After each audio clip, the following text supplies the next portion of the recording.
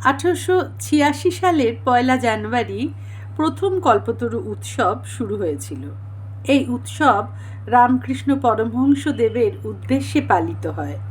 বিভিন্ন জায়গায় এই উৎসব পালিত হলেও মূলত দমদমের কাশীপুরের উদ্যানবাটিতে, অর্থাৎ যেটি এখন বর্তমানে রামকৃষ্ণ মঠ ও মিশনের শাখা কেন্দ্র, সেখানে এই উৎসব পালিত হয় মহা সমারোহে।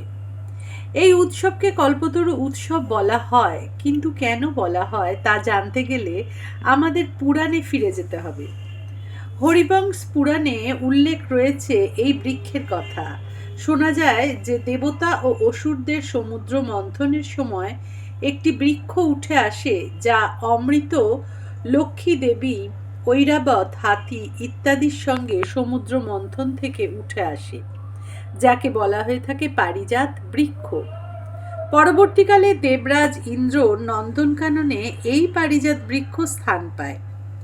শ্রীকৃষ্ণর স্ত্রী সত্যভামার আবদারে শ্রীকৃষ্ণ পৃথিবীতে নিয়ে এসেছিলেন এই বৃক্ষকে।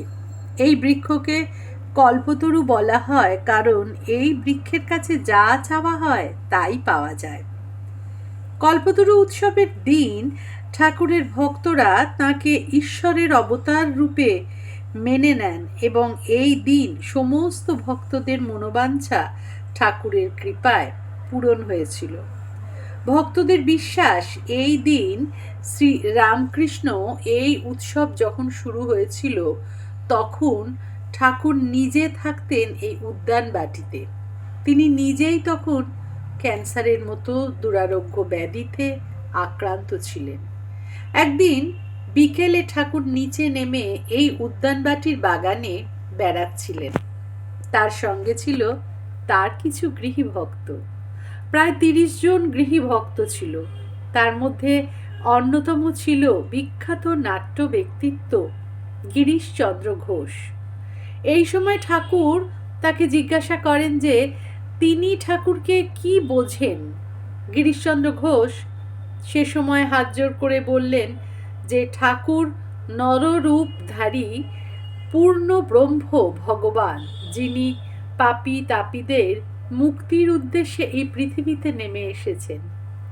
গিরিশ ঘোষের কথা শোনার পরই ঠাকুর ভাব সমাধিতে চলে যান এবং তার গৃহী ভক্তদের আশীর্বাদ করেন, তোমাদের সকলের চৈতন্য হোক। ঠাকুর তার ভক্তদের বলতেন ভগবানের কাছে খুব সাবধানে চাইতে হয়, কারণ ঈশ্বর ভালো চাইলে ভালো দেন, আবার খারাপ চাইলে খারাপই দেন। তাই চাওয়ার সময় খুব সাবধানে চাওয়া উচিত। ঠাকুর ভক্তদের অর্থ, যশ, খ্যাতি এই দিয়ে আশীর্বাদ করেননি। ঠাকুর চেয়েছিলেন তার ভক্তদের চৈতন্য হোক, অর্থাৎ সঠিক রাস্তার থেকে ভগবানের সেবায় নিজেদের নিয়োজিত করুক ও সঠিক পথে প্রার্থনা জানাক ঈশ্বরের কাছে।